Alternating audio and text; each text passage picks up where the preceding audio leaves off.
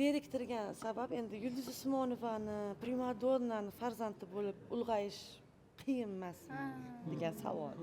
Masalan, zerikarlik deb o'ylayman, chunki siz oson ulg'aydingizmi yoki siz oson ulg'aydingizmi? Siz ota-onangizga oson bo'lganmi sizlarni ulg'aydirish? Oson bo'lmagan.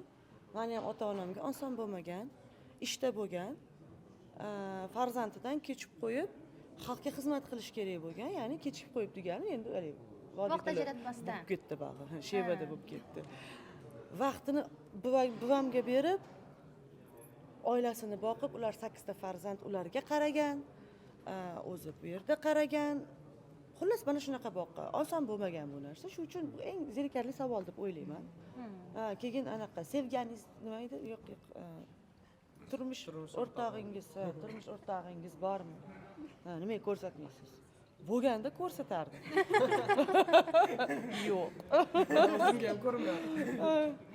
Shunaqa